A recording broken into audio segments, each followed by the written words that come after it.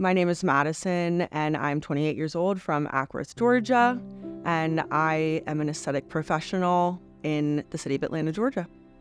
I would describe my life today as very full, very active, and engaging.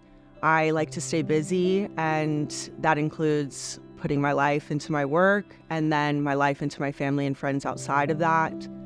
I very much enjoy being outdoors and being active, and I find that to be a great place to recenter myself and focus on all the positives and be grateful for this life that I've built. I think the biggest indication of needing help was I was unable to keep a job. I was consistently using substances to try and numb the reality of feeling like I couldn't work towards my goals. Once my family had taken a step back and realized that I wasn't going to be able to help myself, they took matters into their own hands and said, I know that you're unable to see this, but we're going to continue to push for you to find a way out of this dark place.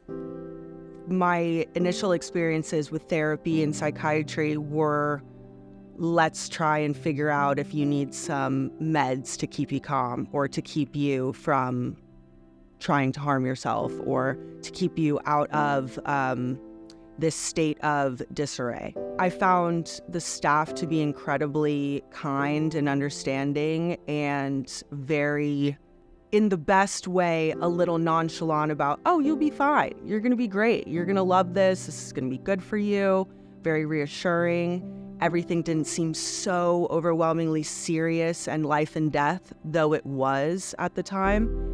It really was so different and inherently positive compared to the other experiences I'd had.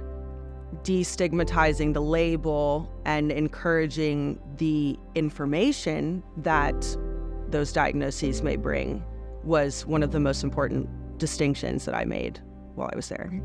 I think the biggest thing that I remember from Skyland Trail was consistently being shocked at how I was living my life before then. And the excitement of knowing that, it's all up from here, it's on. I have the tools and I understand that I am the only one that really can get in my way of that.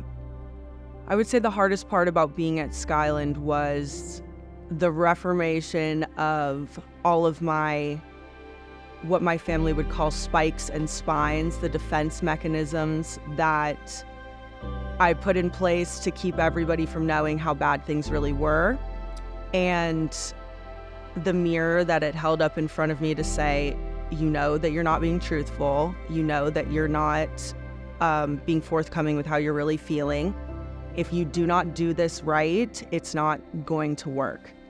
The biggest change that came out of Skyland was my ability to see a future ahead of me and to be able to put a plan in place for how I wanted to live my life. And I'm so grateful to everybody at Skyland Trail, everybody in my family for never giving up and never letting me push too much in one direction and giving me my life back.